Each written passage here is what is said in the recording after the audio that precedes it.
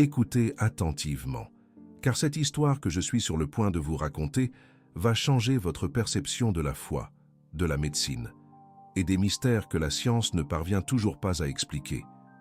Ce n'est pas une histoire de miracle. C'est l'histoire d'une femme qui a prié pendant 8 mois pour un homme que les médecins avaient déjà déclaré mort. C'est l'histoire d'un grand industriel qui détestait les prières, parce que Dieu n'avait pas sauvé la personne qu'il aimait le plus.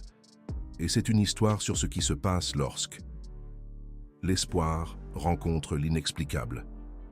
Geneviève Hernandez, que tout le monde appelait affectueusement Jen, avait 46 ans lorsque son monde s'est écroulé pour la deuxième fois. La première fois, c'était lorsqu'elle a perdu sa mère. La seconde, c'était lorsque les médecins ont annoncé que son oncle Antoine était atteint d'un cancer du pancréas de stade 4, terminal, 3 à 6 mois à vivre. Jen travaillait comme gouvernante dans l'hôtel particulier des Villeneuve depuis 7 ans. C'était une femme petite, aux mains calleuses et aux yeux qui recelaient plus de secrets que son visage ne laissait paraître. Chaque jour, elle arrivait à 6 heures du matin. Elle nettoyait, elle cuisinait, elle repassait. Et quand personne ne la voyait, elle s'agenouillait dans la petite chambre de service et récitait le chapelet. 50 Je vous salue Marie, 5 Notre Père, les 5 mystères. Elle le faisait depuis l'âge de 12 ans, lorsque sa mère lui avait enseigné que la foi n'était pas une question de demander des choses, mais de trouver la force d'accepter ce qui viendrait. Mais maintenant, à 46 ans, Jen était en train de demander. Elle était en train de supplier. Parce qu'Antoine n'était pas seulement son oncle, c'était le seul membre de sa famille qui lui restait au monde. Antoine Hernandez avait 64 ans. Il avait fumé pendant 40 ans, un paquet par jour, parfois 2 lorsque le stress du travail le consumait. Il a été chauffeur de taxi toute sa vie. Il a sillonné les rues de Lyon pendant 3 décennies, connaissant chaque coin de rue, chaque raccourci, chaque histoire que les passagers lui racontaient lors de ses trajets nocturnes. Lorsque sa femme est décédée il y a 2 ans, Antoine a arrêté de conduire. Il a arrêté de bien manger. Il a arrêté d'aller chez le médecin. Et lorsqu'il y est finalement allé, parce que la douleur à l'abdomen ne le laissait plus dormir, les médecins ont découvert ce qu'il avait ignoré pendant des mois. Une tumeur de la taille d'une orange dans le pancréas. Des métastases au foie. Stade 4. Le docteur Élise Martin, une oncologue de 52 ans avec plus de 2 décennies d'expérience, lui a annoncé la nouvelle avec la même expression qu'elle avait utilisée des centaines de fois. Professionnelle, compatissante, mais honnête. Le cancer du pancréas est l'un des plus agressifs. Le taux de survie à 5 ans est d'à peine 10%. Au stade 4, la plupart des patients ne dépassent pas les 6 mois. Antoine a tout écouté avec le même calme avec lequel il avait affronté chaque nid de poule dans les rues de Lyon. Il n'a pas pleuré. Il n'a pas crié. Il a seulement demandé combien de temps il lui restait. Lorsque le docteur Martin lui a dit 3 à 6 mois, Antoine a acquiescé, s'est levé et a marché vers la porte. Avant de sortir, il s'est retourné et a dit quelque chose que le docteur n'oublierait jamais. « On m'attendait depuis trop longtemps là-haut. » Jen l'a appris le soir même. Antoine l'a appelé par téléphone, avec cette voix rauque que la cigarette lui avait offerte pendant 40 ans, et lui a dit la vérité sans fioriture. « Ma petite Jen, j'ai le cancer. Il ne me reste plus beaucoup de temps. » Jen n'a pas pu parler pendant plusieurs minutes. Elle se contentait de respirer. Elle retenait ses larmes. Et elle écoutait Antoine lui expliquer qu'il ne voulait pas de traitement agressif, qu'il était fatigué, qu'il préférait s'en aller en paix. Mais Jen n'était pas prête à le laisser partir. Pas sans se battre, pas sans prier. Ce soir-là, après avoir raccroché le téléphone, Jen a fait quelque chose qu'elle n'avait pas fait depuis la mort de sa mère. Elle a sorti le chapelet de perles de bois qui avait appartenu à son arrière-grand-mère. Un chapelet qui avait plus de 50 ans. Les perles étaient usées, polies par les mains de 3 générations de femmes qui avaient prié avec la même ferveur, la même foi, le même espoir. Elle l'a tenu entre ses doigts et elle a prié.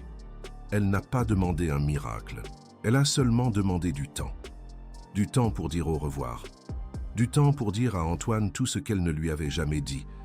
Du temps pour qu'il sache qu'il n'était pas seul. Mais Ce que François Villeneuve a entendu ce soir-là dans la chambre de service n'était pas une prière normale. François avait 58 ans et était le propriétaire de l'hôtel particulier où Gênes travaillait depuis 7 ans. C'était un homme grand, aux cheveux gris et aux yeux bleus qui avaient autrefois brillé de foi, mais qui ne reflétaient plus que le vide d'un homme qui avait perdu tout ce qu'il aimait. Il y a 5 ans, sa femme Hélène était morte d'un cancer du sein. François avait prié pour elle. Il avait promis à Dieu que s'il la sauvait, il donnerait la moitié de sa fortune à l'église. Il avait allumé des bougies, il était allé à la messe tous les dimanches. Il avait fait tout ce qu'un homme désespéré peut faire lorsque la personne qu'il aime est en train de mourir. Et Hélène est morte quand même. 32 ans de mariage, 2 enfants, une vie construite ensemble. Et Dieu n'a rien fait. Depuis ce jour, François s'est déclaré athée. Il ne voulait rien savoir des églises, ni des prières, ni de la foi. Pour lui, tout cela n'était que superstition. Des mensonges que les gens se racontent pour ne pas affronter la vérité. On meurt seul, et personne ne nous sauve. Mais ce soir-là, alors qu'il marchait vers son bureau passé minuit, François a entendu quelque chose qui lui a glacé le sang. Des chuchotements. Ils venaient de la chambre de service. Au début, il a pensé que Gênes était en train de parler au téléphone. Mais lorsqu'il s'est approché, il a reconnu les mots. « Je vous salue Marie, pleine de grâce ». C'était le chapelet. François a senti un frisson lui parcourir l'échine, non pas parce qu'il croyait aux fantômes, mais parce que ces mots lui rappelaient tout ce qu'il avait perdu. Il s'est approché davantage. Il a posé la main sur la porte, et il l'a ouverte. Ce qu'il a vu à l'intérieur a tout changé. Gênes était agenouillée sur le sol de ciment. Entre ses mains, le chapelet de perles de bois. Et à côté d'elle, sur un matelas improvisé, il y avait un vieil homme, très vieux, très malade, les yeux enfoncés, la peau jaunâtre, branché à une bouteille d'oxygène portable. L'homme a ouvert les yeux lorsqu'il a entendu la porte, et il a souri. Un sourire qui n'avait pas peur, un sourire qui semblait dire « Je suis prêt pour ce qui va arriver ». François est resté paralysé. Il ne comprenait pas ce qui se passait. Il ne comprenait pas pourquoi il y avait un homme mourant dans la chambre de service de sa maison. Il ne comprenait pas pourquoi Gênes était en train de prier avec lui. Mais ce que François a entendu dans cette pièce n'était pas une conversation normale.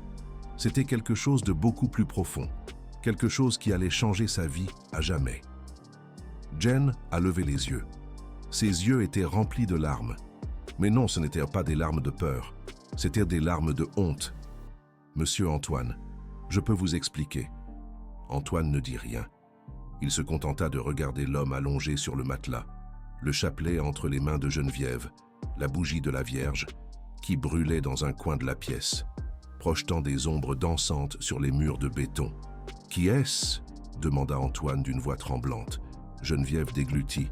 « C'est mon oncle Aurel. Il a un cancer du pancréas, en phase terminale. » Antoine ferma les yeux. Le cancer. Ce mot qu'il haïssait plus que tout autre. Le mot qui lui avait volé Hélène. Pourquoi est-il ici? La voix d'Antoine était froide, mais pas de colère. C'était la froideur d'un homme qui a construit des murs autour de son cœur pour ne plus sentir la douleur. Geneviève baissa les yeux. « Je n'ai personne d'autre, monsieur. Mon oncle vit seul. Il est très malade. Je ne peux pas le laisser seul toute la journée. Et je n'ai pas les moyens de payer une infirmière. » Antoine ouvrit les yeux. Il regarda Aurel. Le vieil homme lui rendit son regard avec ses yeux fatigués mais sereins. Et alors, Aurel parla, d'une voix rauque, faible, mais pleine de dignité. « Ne vous fâchez pas contre ma nièce, monsieur. Elle veut juste que je ne meure pas seul, comme est mort mon frère, comme est morte ma femme. » Antoine sentit quelque chose se briser en lui, quelque chose qu'il avait maintenu enfoui pendant 5 ans. Le souvenir d'Hélène mourant dans ce lit d'hôpital, le souvenir de sa propre impuissance, le souvenir de toutes les prières qui n'avaient pas été entendues. « Depuis combien de temps vient-elle ici ?» demanda Antoine. Geneviève leva les yeux. « 2 semaines. » Antoine hocha la tête lentement. « Et combien de temps lui reste-t-il » Geneviève ferma les yeux. Les larmes commencèrent à couler. Les médecins ont dit de 3 à 6 mois. Mais c'était il y a 1 mois. Antoine regarda le chapelet entre les mains de Geneviève, les grains usés, les années de foi accumulées dans ce bois poli par des générations. Et pour la première fois depuis 5 ans, Antoine sentit quelque chose qu'il avait oublié. Ce n'était pas la foi, ce n'était pas l'espoir, c'était la curiosité. La curiosité de comprendre comment quelqu'un pouvait continuer à prier après avoir vu autant de morts. Comment quelqu'un pouvait croire quand le monde lui démontrait une fois après l'autre que les prières ne servent à rien. Geneviève remarqua son regard. Ce chapelet était à ma mère, et avant elle, à ma grand-mère, et avant elle, à mon arrière-grand-mère. Antoine fronça les sourcils.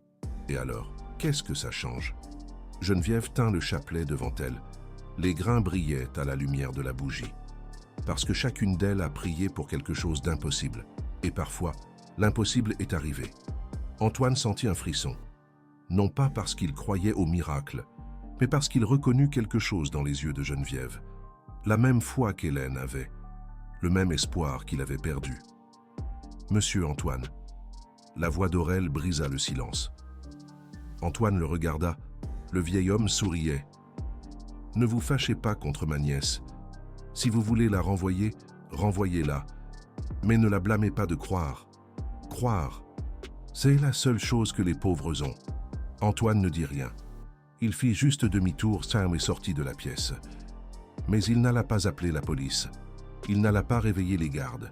Il n'alla pas renvoyer Geneviève. Il alla dans son bureau. Il s'assit sur le fauteuil où Hélène avait l'habitude de lire. Et pour la première fois depuis 5 ans, Antoine pleura. Il pleura pour Hélène. Il pleura pour les prières qui n'avaient jamais fonctionné. Il pleura pour l'homme mourant dans la chambre de service. Et il pleura pour quelque chose qu'il ne pouvait pas expliquer. Quelque chose qui ressemblait au commencement de quelque chose. Ou peut-être la fin de quelque chose. Cette nuit-là, Antoine prit une décision. Il n'allait pas renvoyer Geneviève. Il n'allait pas chasser Aurel. Il allait observer. Il allait voir si la foi de Geneviève était réelle ou juste une illusion qui s'effondrerait quand Aurel mourrait. Il allait attendre. Et ce qu'il allait découvrir dans les 8 mois suivants changerait tout ce qu'il croyait savoir sur la vie, la mort, et ce qu'il y a entre les deux. Parce qu'Aurel avait dit quelque chose cette nuit-là qui avait fait pleurer Geneviève, quelque chose qu'Antoine n'avait pas entendu parce qu'il était déjà sorti de la pièce, quelque chose qui changerait le cours de cette histoire pour toujours. Ce qu'Aurel avait dit à Geneviève cette nuit-là, après le départ d'Antoine, c'était quelque chose qu'elle garderait dans son cœur pendant les 8 mois suivants. « Nièce, ne pleure pas pour moi. Pleure pour lui. » Geneviève ne comprit pas. « Pour qui, oncle ?» ?»« Pour le maître de la maison. Cet homme a le cœur plus brisé que moi. Et son cancer n'est pas du corps. Il est de l'âme. » Geneviève regarda vers la porte où Antoine avait disparu. Et pour la première fois, elle comprit quelque chose qu'elle n'avait pas remarqué en 7 ans de travail pour les Villaréal. Antoine Villaréal était en train de mourir de l'intérieur. Pas du cancer, de solitude, d'amertume, d'une foi perdue qui s'était transformée en venin. Cette nuit-là, Geneviève fit quelque chose qu'elle n'avait jamais fait. Elle ajouta un nom à son journal de prière. Le journal était un vieux cahier avec plus de 200 pages, chaque page remplie de noms. Noms de personnes pour lesquelles Geneviève avait prié pendant des années. Certaines avaient guéri, d'autres étaient mortes. Mais Geneviève n'arrêtait jamais de prier, parce que pour elle, la prière n'était pas une transaction. Ce n'était pas « je prie, tu me donnes », c'était simplement parler avec quelqu'un qui écoutait, même si parfois la réponse était le silence. Cette nuit-là, Geneviève écrivit 2 nouveaux noms, Aurel Hernandez et en dessous, Antoine Villaréal. Les jours suivants furent étrangement normaux. Antoine ne mentionna pas ce qu'il avait vu. Il ne demanda pas de nouvelles d'Aurel. Il ne regarda pas Geneviève différemment. C'était comme si rien ne s'était passé. Mais Geneviève savait que quelque chose avait changé. Parce que maintenant, quand elle priait dans la chambre de service avec Aurel, elle laissait la porte entr'ouverte. Pas pour se cacher, mais pour qu'Antoine puisse écouter s'il le voulait. Et Antoine écoutait, chaque nuit, quand il ne pouvait pas dormir. Il se promenait dans le couloir. Il s'arrêtait devant la chambre de service et écoutait les murmures de Geneviève récitant le chapelet. Je vous salue Marie, pleine de grâce. Il n'entrait pas, il ne disait rien, il écoutait juste.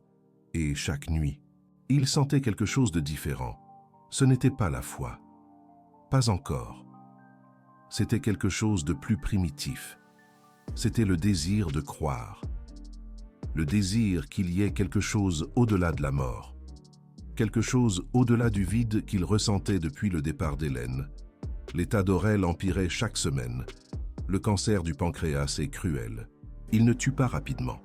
Il tue lentement, volant d'abord l'appétit, puis l'énergie, ensuite la couleur de la peau, et enfin, la volonté de vivre. Mais Aurel ne perdait pas sa volonté. Chaque jour, quand Geneviève arrivait avec le petit déjeuner qu'elle préparait en secret dans la cuisine des Villarreal, Aurel souriait. « Merci, nièce. Encore un jour pour embêter le monde. » Et Geneviève souriait aussi, même si à l'intérieur, elle mourait de peur.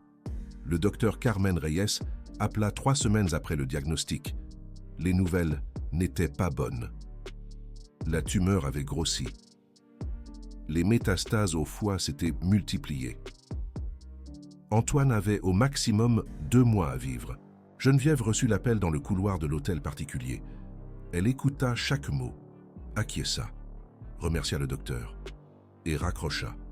Puis elle alla à la salle de bain, ferma la porte et pleura jusqu'à épuisement de ses larmes. Quand elle sortit, Fernand l'attendait. Il était planté devant la porte de la salle de bain, avec cette expression, que Geneviève avait appris à reconnaître. L'expression d'un homme qui avait tout entendu. « Mauvaise nouvelle » demanda Fernand. Geneviève acquiesça. Elle ne pouvait pas parler.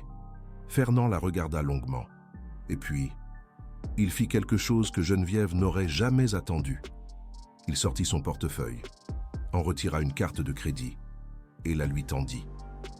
Emmenez-le dans une clinique privée, qu'il lui fasse tous les examens, les meilleurs médecins, les meilleurs traitements, chimiothérapie, radiothérapie, tout ce dont il aura besoin. Geneviève regarda la carte.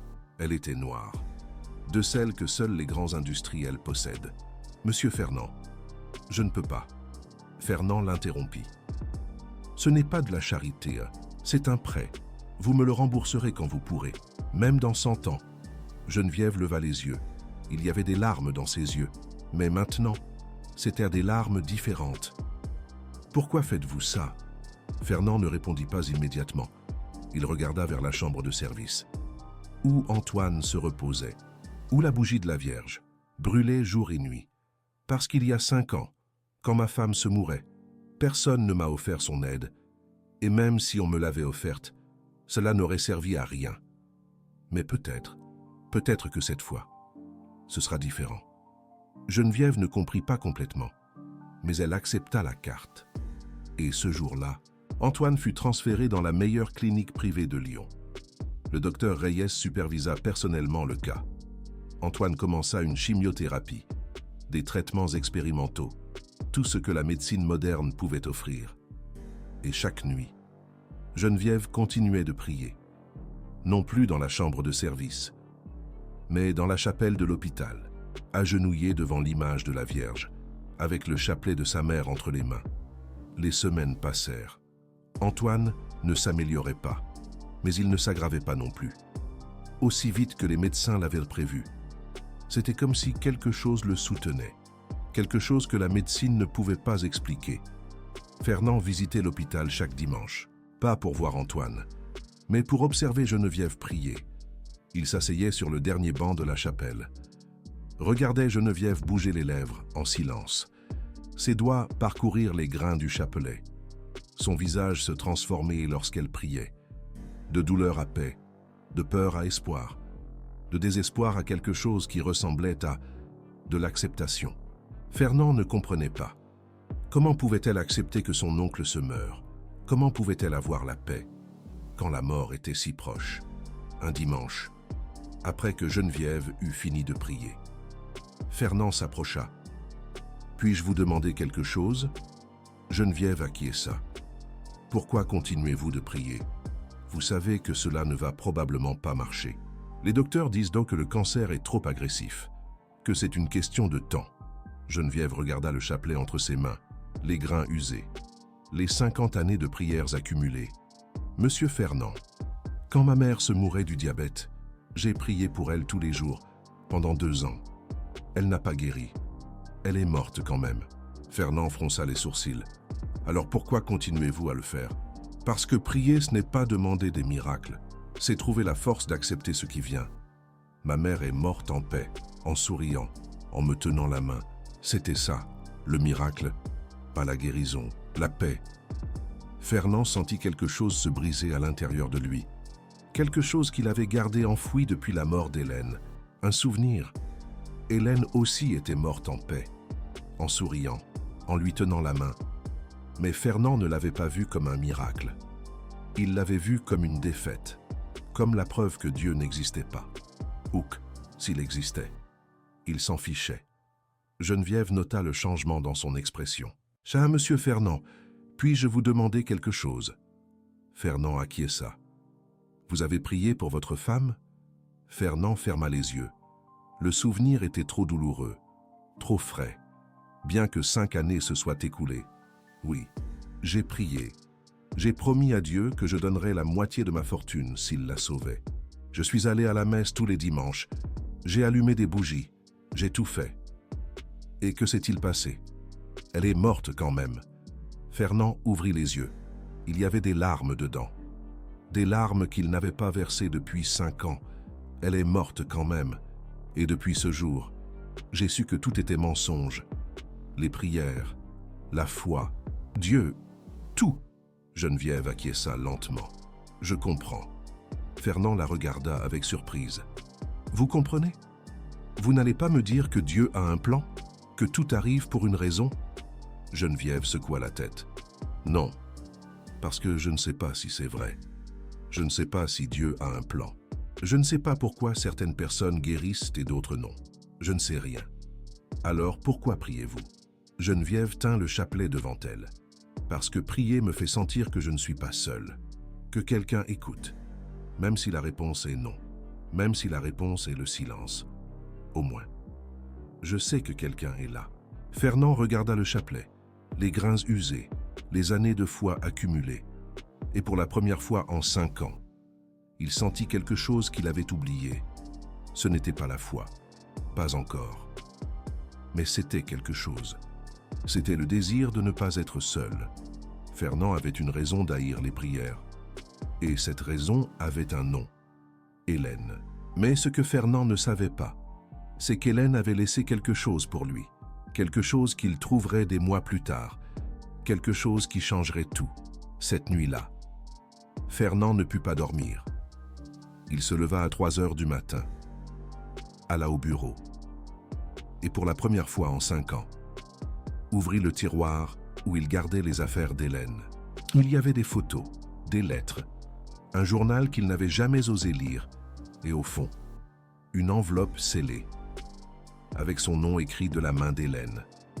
Fernand, pour quand tu seras prêt? Fernand regarda l'enveloppe pendant 1 heure. Il ne l'ouvrit pas. Il n'était pas prêt. Mais il savait qu'un jour, il le serait. 2 mois passèrent. Antoine était toujours en vie, contre toute attente. Les médecins ne comprenaient pas. La tumeur avait cessé de grossir. Les métastases s'étaient stabilisées. Geneviève maintenait un rituel chaque soir. Elle arrivait à l'hôpital à 19 heures. Après avoir terminé sa journée à l'hôtel particulier, elle apportait de la nourriture faite maison, qu'elle préparait en secret. Soupe de légumes, riz au poulet. Les choses qu'Antoine aimait quand il était enfant. Parce que Geneviève se souvenait quand elle avait 8 ans, et qu'Antoine l'emmenait dans son taxi à travers les rues de Lyon, lui apprenait les noms des quartiers, lui racontait des histoires des passagers les plus étranges. Il lui achetait des glaces à la mangue quand il faisait chaud. Antoine avait été comme un second père, le père que Geneviève avait perdu quand elle avait 12 ans. Son père était mort dans un accident du travail, un chantier qui s'était effondré. Personne n'avait été tenu responsable. Personne n'avait payé d'indemnisation. Et Geneviève et sa mère s'étaient retrouvées seules. C'est Antoine qui, avait aidé, qui avait payé le loyer pendant 6 mois, qui avait emmené Geneviève à l'école quand sa mère devait travailler, qui lui avait enseigné que la famille, ce n'est pas que le sang, c'est l'engagement, c'est être présent, c'est ne pas abandonner ceux qu'on aime quand ils ont le plus besoin de vous.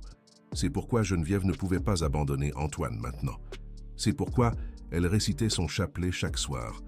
C'est pourquoi elle croyait, parce qu'Antoine avait cru en elle quand personne d'autre ne l'avait fait. Quand Geneviève avait voulu quitter l'école à 15 ans pour travailler, Antoine s'y était opposé catégoriquement.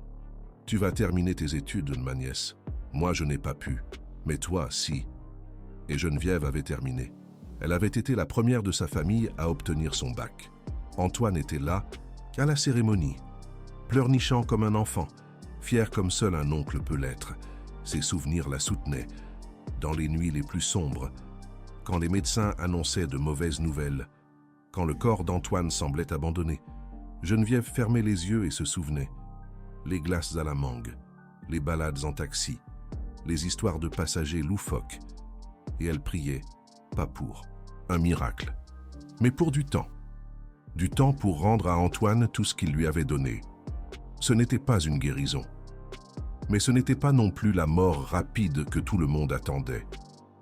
Antoine plaisantait avec les infirmières, leur racontait des histoires de ses années comme chauffeur de taxi, les faisait rire avec ses blagues nulles, et chaque soir, quand Geneviève arrivait pour réciter son chapelet, Antoine l'accompagnait.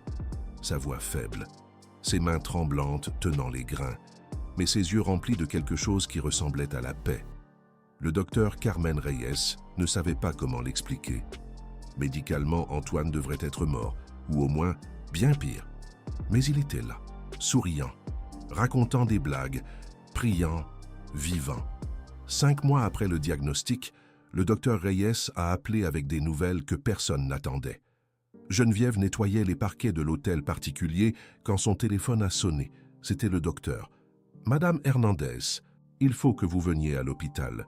Nous avons les résultats du dernier scanner. » Geneviève a senti le monde s'arrêter. « Ce sont de mauvaises nouvelles. » Le docteur a fait une pause. « Je ne sais pas. Honnêtement, je ne sais pas ce que c'est. » Geneviève est arrivée à l'hôpital en moins d'1 heure. Fernando l'accompagnait, pas parce qu'elle le lui avait demandé, mais parce qu'il voulait savoir, vouloir comprendre, vouloir voir si la foi de Geneviève était réelle ou seulement une illusion. Le docteur Reyes les a reçus dans son bureau.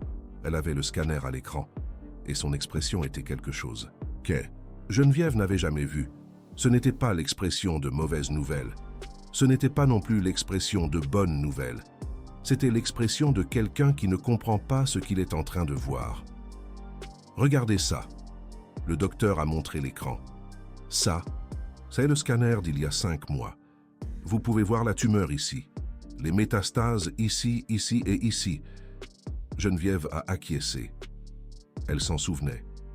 L'image qui lui avait volé le sommeil pendant des mois. Et ça, c'est le scanner d'aujourd'hui. Le docteur a changé l'image. Geneviève a regardé et n'a pas compris ce qu'elle était en train de voir. Où est la tumeur? A demandé Fernando. Le docteur l'a regardé. C'est ça la question? Fernando a froncé les sourcils. Je ne comprends pas. Le docteur a soupiré. La tumeur a diminué de 70%. Les métastases ont presque complètement disparu. Je ne peux pas l'expliquer. Ça n'a aucun sens médical. Antoine ne devrait pas aller mieux. Il devrait être mort. Geneviève a senti ses jambes flancher. Elle a dû s'asseoir. Vous êtes en train de dire que mon oncle... Le docteur a levé la main. Je ne dis pas qu'il est guéri. Il y a encore un cancer, mais il est en rémission partielle. Quelque chose que je n'ai jamais vu dans un cancer du pancréas de stade 4. Fernando a regardé l'écran, l'espace vide où il y avait une tumeur, les zones propres où il y avait des métastases, et il a ressenti quelque chose qu'il n'avait pas ressenti depuis 5 ans. La peur de croire, la peur d'avoir de l'espoir, la peur que tout ne soit qu'une illusion qui s'écroulerait. Qu'est-ce qui a causé ça? A demandé Fernando. Le docteur a secoué la tête.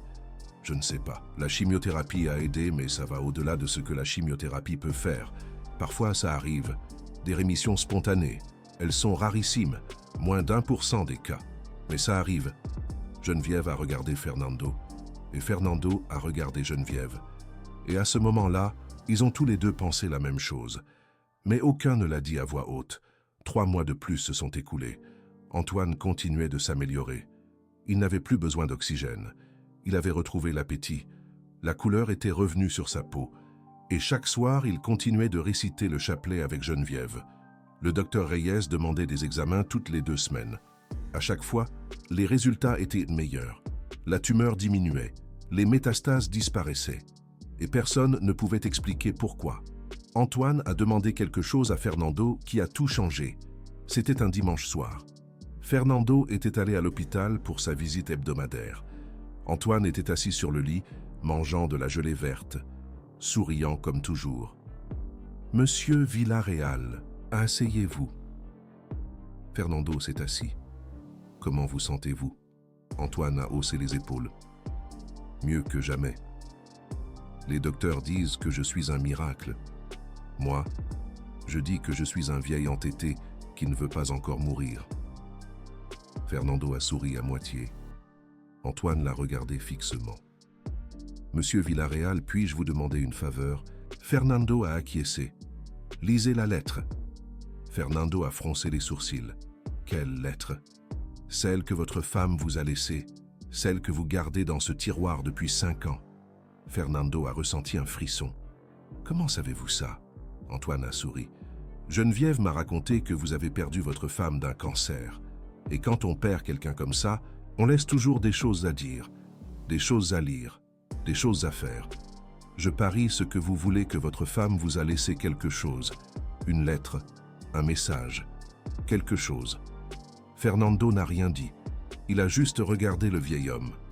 L'homme qui devrait être mort. L'homme qui, d'une manière ou d'une autre, était toujours en vie. Monsieur Villarreal, n'attendez pas d'être mourant pour lire cette lettre.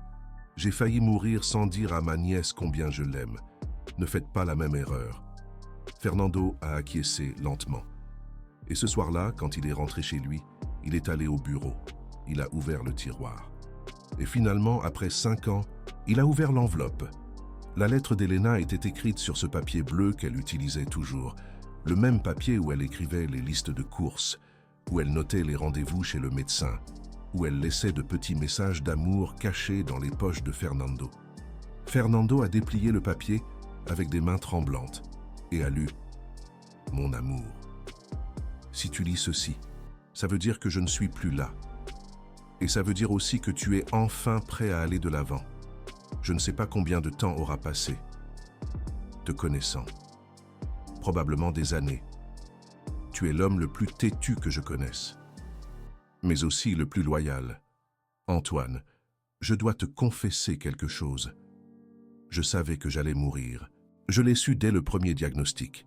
Les médecins m'ont dit que le cancer était trop agressif, que les probabilités étaient quasiment nulles. Mais je ne te l'ai jamais dit, parce que je ne voulais pas te retirer l'espoir. Et tu as prié pour moi, je le sais. Je t'écoutais chaque nuit quand tu pensais que je dormais. Je te voyais allumer des cierges à l'église, quand tu pensais que personne ne te voyait. Et même si je savais que ça n'allait pas marcher, je ne t'ai jamais demandé d'arrêter, parce que ces prières n'étaient pas pour moi. Elles étaient pour toi. Prier te donnait la paix, te donnait quelque chose à quoi t'accrocher, te donnait de l'espoir dans les jours les plus sombres. Et ça, mon amour, c'était le véritable miracle, pas ma guérison, ta paix. Antoine, je sais que quand je mourrai, tu seras en colère contre Dieu. C'est naturel, c'est humain. Moi aussi, j'étais en colère au début, mais avec le temps, j'ai compris quelque chose, la foi. Ce n'est pas croire que Dieu va nous donner tout ce qu'on demande. La foi, c'est croire que, peu importe ce qui arrive, nous ne sommes pas seuls. Je n'étais pas seul. Antoine, je t'avais, toi, et ça, c'était suffisant.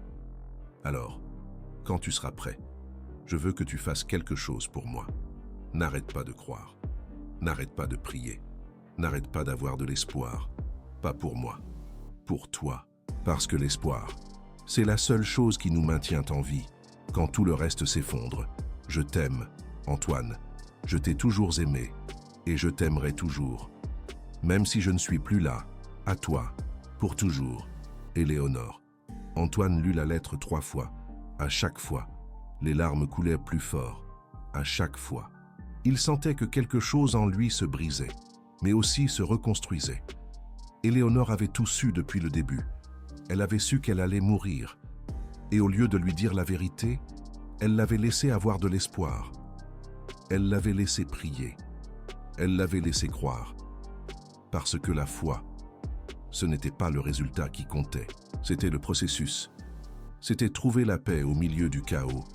Antoine plia la lettre, la rangea dans sa poche, et pour la première fois en 5 ans, il fit quelque chose qu'il avait juré de ne plus jamais faire. Il s'agenouilla, ferma les yeux et pria. Il ne demanda rien, ne supplia pas pour des miracles. Juste, il parla. Avec Éléonore, avec Dieu, avec qui que ce soit qui écoutait. Merci. Merci pour Éléonore. Merci pour les 32 années que nous avons eues. Merci de l'avoir laissé partir en paix. Et pardonne-moi. Pardonne-moi d'avoir été en colère pendant si longtemps. Antoine ne sut pas combien de temps il resta agenouillé. Quand il ouvrit les yeux, le jour se levait déjà, et il se sentait différent. Pas guéri, pas complètement remis, mais différent. Comme si un poids énorme s'était levé de ses épaules.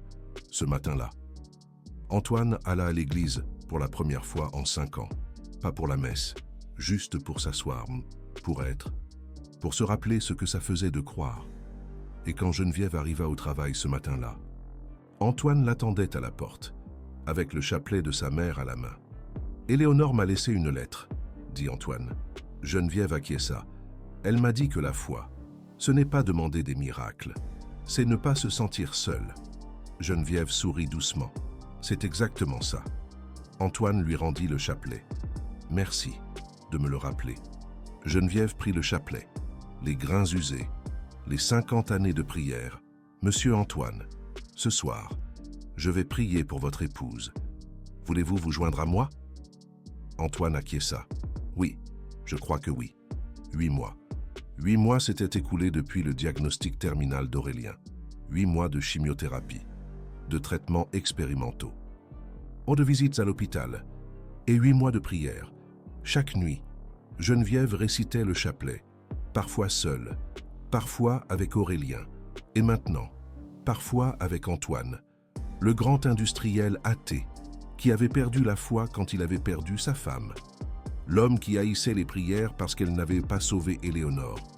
Maintenant, il priait, non pas parce qu'il croyait que ça allait changer quelque chose, mais parce que ça lui donnait la paix, parce que ça lui faisait sentir qu'il n'était pas seul, parce que chaque Ave Maria lui rappelait Éléonore.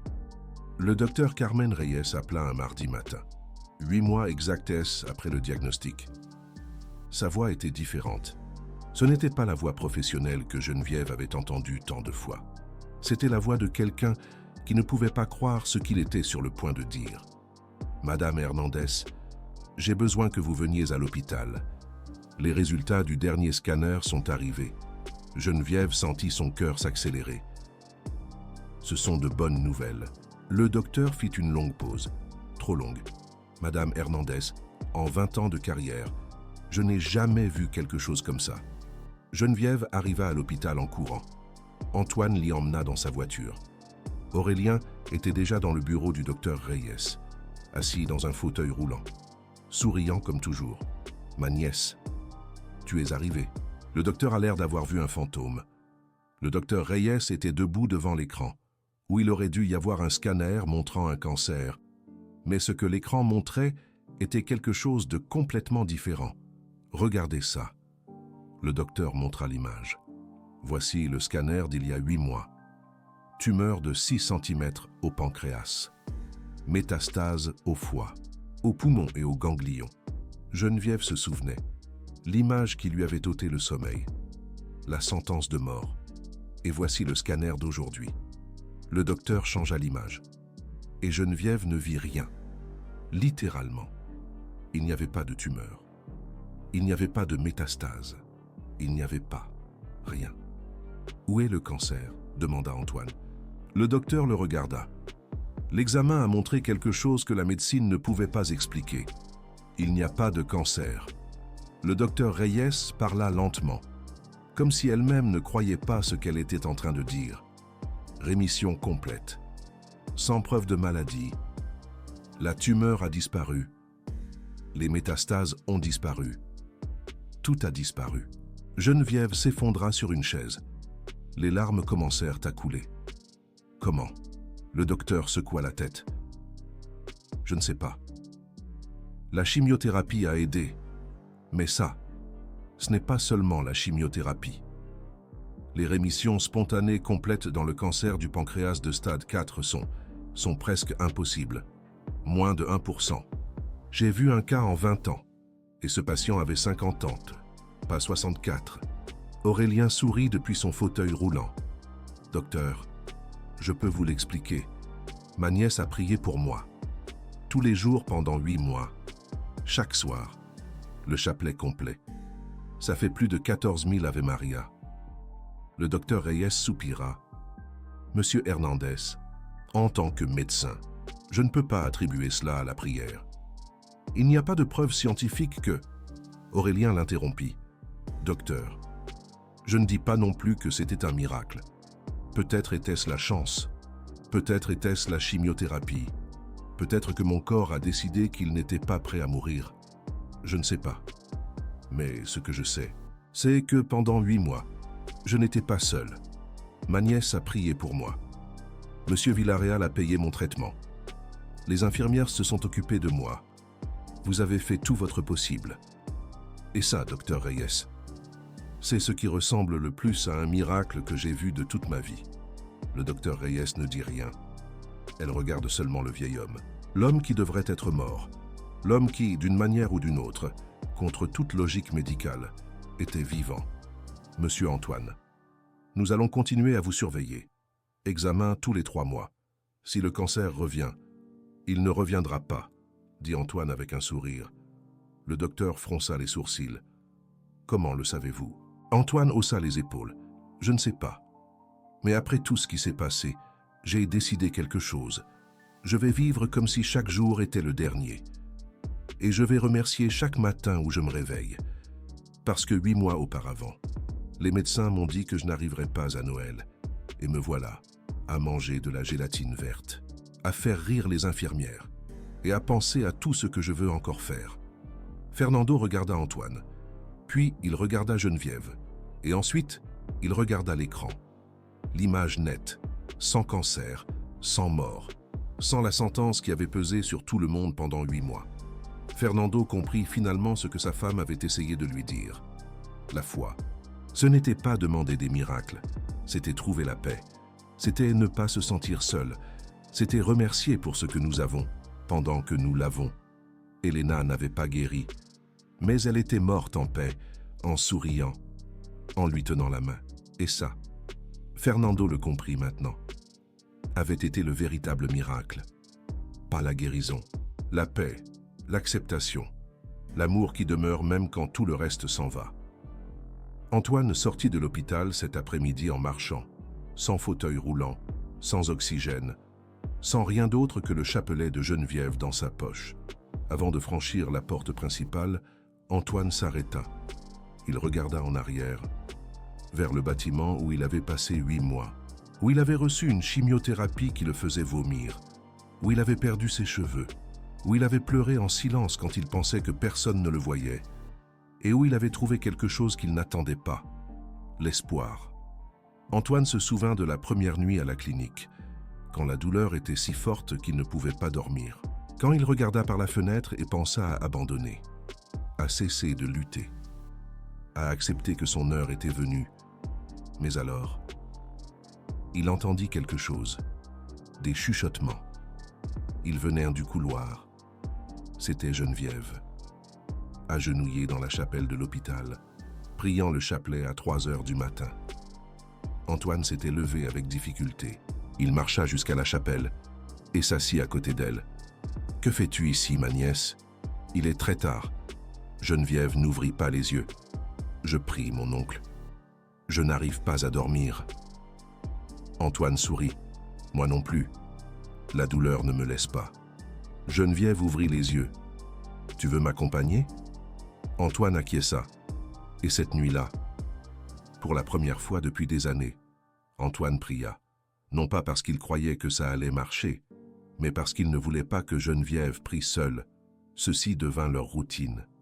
Chaque nuit, à 3 heures du matin, Antoine se levait. Il allait à la chapelle. Et il priait avec Geneviève.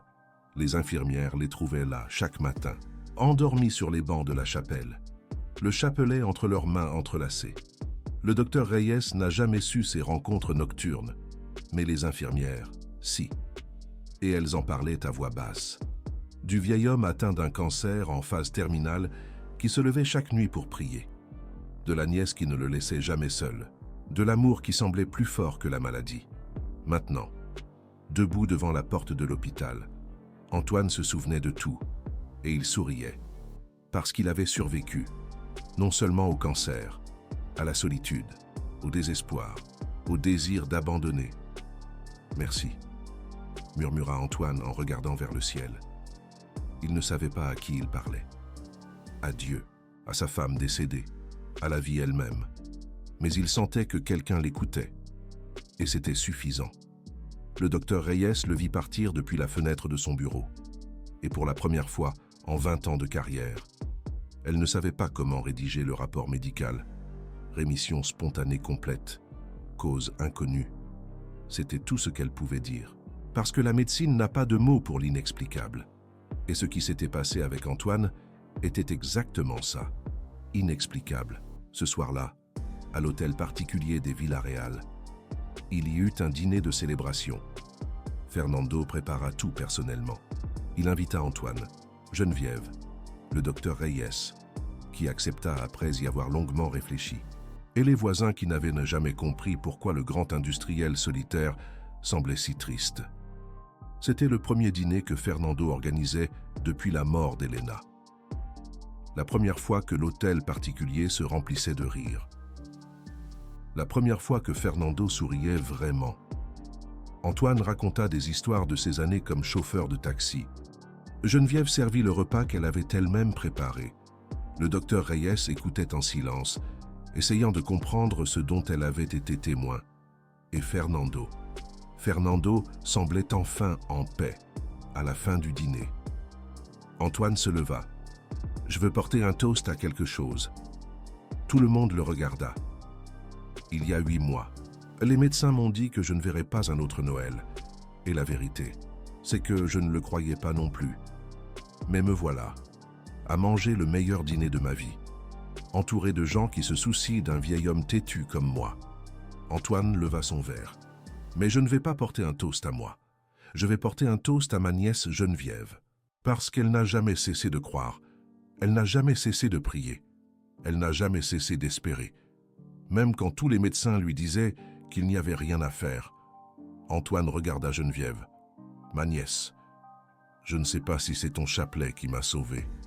Je ne sais pas si c'est la médecine. Je ne sais pas si c'est la chance.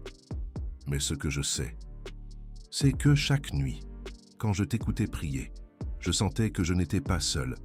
Et ça m'a donné la force de continuer à lutter. » Geneviève avait les larmes aux yeux. Mon oncle. Antoine sourit. À la santé, à la foi, à l'espoir. Aux miracles que nous ne pouvons pas expliquer. Et aux personnes qui n'arrêtent jamais de croire. Tout le monde trinqua. Et cette nuit-là, pour la première fois depuis longtemps, personne à cette table ne se sentit seul. 1 an plus tard, Antoine était toujours vivant. Les examens trimestriels montrèrent la même chose à chaque fois. Aucune trace de maladie. Rémission complète. Le cancer n'était pas revenu. Le docteur Reyes cessa d'essayer de l'expliquer. Elle se contentait de surveiller, d'observer et de remercier en silence pour ce dont elle avait été témoin. Antoine avait repris son travail de chauffeur de taxi, pas parce qu'il en avait besoin. Fernando lui avait offert de l'argent, un appartement, tout ce qu'il voulait. Mais Antoine voulait travailler. Il voulait se sentir utile. Je voulais continuer à raconter des histoires aux passagers qui montaient dans son taxi. Et chaque soir, quand son service était terminé, il allait à l'hôtel particulier des Villarreal pour dîner avec Geneviève et Antoine. Ils étaient devenus une famille étrange, le grand industriel qui avait perdu la foi et l'avait retrouvée, la gouvernante qui n'avait jamais cessé de croire, et le vieil homme qui aurait dû être mort, mais qui continuait à faire de mauvaises blagues. Geneviève a continué à travailler dans l'hôtel particulier, mais maintenant, c'était différent. Elle n'était plus seulement la gouvernante. Elle faisait partie de la famille. Antoine avait insisté pour qu'elle arrête de nettoyer les sols et qu'elle supervise les autres employés. Mais Geneviève a refusé. « Monsieur Antoine, nettoyer me donne la paix. C'est ma façon de prier. Chaque passage de la serpillière est une prière. » Antoine a appris à ne pas discuter. Le journal de prière de Geneviève comptait maintenant plus de 300 pages. Chaque jour, elle notait de nouvelles intentions, de nouveaux noms, de nouvelles demandes. Toutes ne se réalisaient pas. Certaines personnes mouraient, d'autres restaient malades, mais Geneviève n'arrêtait jamais de prier. Parce que pour elle, la prière n'était pas une transaction, c'était une conversation. Et parfois, la réponse était non. Mais au moins, il y avait une réponse. Antoine s'est remis à aller à la messe le dimanche, pas à la grande église du centre, mais à une petite chapelle dans la banlieue de Lyon, où personne ne le connaissait, où il pouvait s'asseoir sur le dernier banc et simplement être. Parfois, il priait. Parfois, il écoutait simplement. Parfois, il pensait à Hélène. Et toujours, il ressentait la paix. Il avait fait don de la moitié de sa fortune à des hôpitaux pour le cancer. Pas parce qu'il se sentait obligé, pas parce qu'il voulait acheter quelque chose, mais parce qu'Hélène lui avait enseigné que l'argent ne sert à rien s'il n'est pas partagé. La promesse qu'il avait faite il y a des années. Quand Hélène était malade, il l'a finalement tenue. Pas parce qu'il espérait un miracle en retour, mais parce que c'était la chose à faire, parce qu'Hélène l'aurait voulu ainsi. La bougie à la Vierge que Geneviève avait allumée il y a 8 mois s'est finalement éteinte. Elle avait duré exactement jusqu'au jour où Antoine a reçu un résultat négatif. Geneviève l'a gardée. Elle ne l'a pas jetée. Elle l'a mise dans une boîte à côté du chapelet de sa mère et du journal de prière. Des reliques de foi, des preuves que parfois, quand on s'y attend le moins, la vie nous surprend. 2 ans après le diagnostic terminal, Antoine a fêté ses 66 ans. La fête a eu lieu à l'hôtel particulier des Villarreal. Des chauffeurs de taxi qui avaient travaillé avec lui il y a des décennies sont venus. Des infirmières de l'hôpital qui l'avaient soigné. Le docteur Reyes, qui n'essayait plus rien d'expliquer. Et Geneviève, qui a préparé le gâteau de ses propres mains. Antoine a soufflé les bougies. 66. 2 ans de plus que ce que les médecins lui avaient promis. Quand on lui a demandé ce qu'il avait souhaité, il a souri. Rien. J'ai déjà tout ce que je voulais. Du temps, de la famille, et une seconde chance que je ne méritais pas. Geneviève l'a embrassé. Bien sûr que tu la méritais, mon oncle. Antoine a secoué la tête. Non, ma nièce, personne ne mérite de seconde chance. Mais parfois, nous les recevons quand même. Et la seule chose que nous pouvons faire est de les remercier. Antoine a écouté en silence, et il a pensé à Hélène, à la lettre qu'elle lui avait laissée, aux mots qu'il avait enfin compris. La foi, ce n'est pas croire que Dieu va nous donner tout ce que nous demandons. La foi, c'est croire que quoi qu'il arrive, nous ne sommes pas seuls. Antoine n'était plus seul. Il avait Geneviève, il avait Antoine, il avait des souvenirs d'Hélène qui ne faisaient plus aussi mal, et il avait une paix qu'il avait cru perdue pour toujours. Cette histoire ne se termine pas par une fin heureuse parfaite, parce que la vie n'est pas parfaite. Antoine continue de passer des examens tous les 3 mois. Le cancer peut revenir à tout moment. Le docteur Reyes le lui a dit plusieurs fois. Mais Antoine n'a pas peur. « Monsieur Villarreal », dit Antoine une nuit, alors qu'il regardait le coucher de soleil depuis le balcon de l'hôtel particulier. « Oui, si le cancer revient, je ne veux pas que vous vous sentiez mal. Je ne veux pas que vous pensiez que les prières n'ont servi à rien. » Antoine l'a regardé. « Pourquoi tu me dis ça ?» Antoine a souri. « Parce que je connais les gens comme vous. Les gens qui ont perdu la foi et l'ont retrouvée. Vous êtes les plus fragiles. Si quelque chose tourne mal, vous la perdez à nouveau. » Antoine n'a rien dit. Il a juste écouté. « Monsieur Villarreal, la foi n'est pas une question de résultat. Ce n'est pas une question de savoir si je guéris ou non. C'est une question de ce que nous faisons en attendant le résultat. Et pendant ces 2 années, vous avez fait quelque chose que vous n'aviez pas fait depuis longtemps. Quoi? Vous avez vécu. Antoine a fermé les yeux. Et il a su qu'Antoine avait raison. Pendant 5 ans après la mort d'Hélène, Antoine n'avait pas vécu. Il avait seulement existé, attendant la mort, haïssant Dieu, s'amèrement chaque jour un peu plus. Mais maintenant, c'était différent. Maintenant, il avait des dîners avec Geneviève et Antoine. Il avait des dimanches à la chapelle. Il avait des lettres d'Hélène qu'il relisait chaque fois qu'il avait besoin de se souvenir. Il avait la vie. Et cela, il comprenait maintenant, était le véritable miracle. Pas la guérison d'Antoine, pas la rémission inexplicable, pas la tumeur qui a disparu. Le vrai miracle, c'était de revenir à la vie après être mort à l'intérieur. Geneviève a fini de nettoyer le dernier étage de l'hôtel particulier. Il était tard. La pleine lune brillait sur Lyon. Et dans la pièce de service, où tout avait commencé, Geneviève s'est agenouillée une dernière fois. Elle a sorti le chapelet de sa mère, l'airain usé par des générations de femmes qui avaient nos crus, et elle a prié. Elle n'a rien demandé. Elle n'a pas supplié pour des miracles. Elle a juste remercié. Merci pour mon oncle. Merci pour Monsieur Antoine. Merci pour chaque jour que tu me donnes. Et si demain tout change, si le cancer revient, si quelque chose de mauvais arrive, un merci quand même, parce qu'aujourd'hui n'a pas en ce moment. J'ai tout ce dont j'ai besoin. La foi, la famille, l'espoir. Geneviève a terminé le chapelet. Elle s'est levée. Et avant d'éteindre la lumière, elle a regardé la photo de sa mère qu'elle avait sur la table de chevet, une femme souriante avec le même chapelet entre les mains. J'ai réussi, maman. Je continue à croire. L'histoire de Geneviève Hernandez n'est pas apparue dans les journaux. Elle n'a pas fait les infos à la télévision. Elle n'est pas devenue virale sur les réseaux sociaux.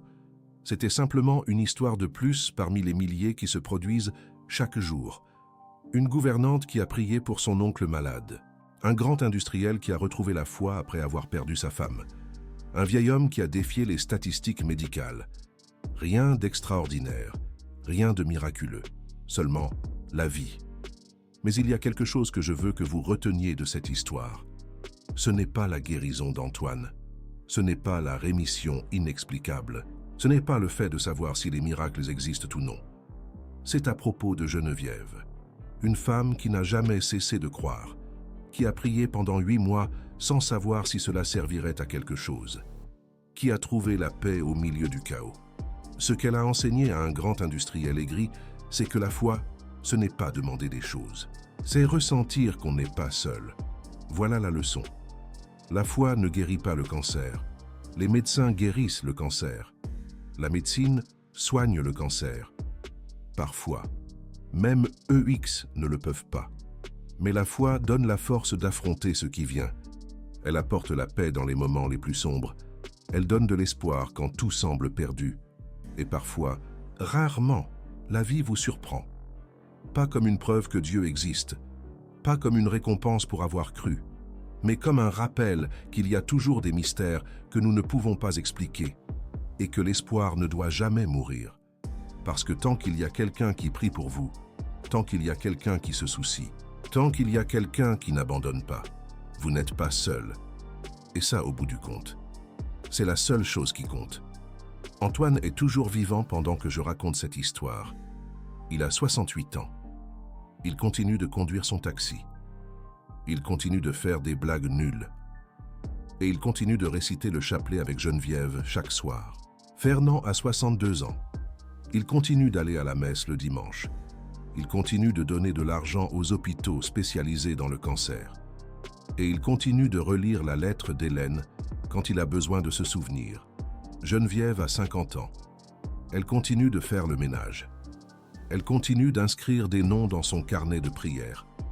Et elle continue de croire, parce que pour elle, la foi n'a jamais été une question de miracle.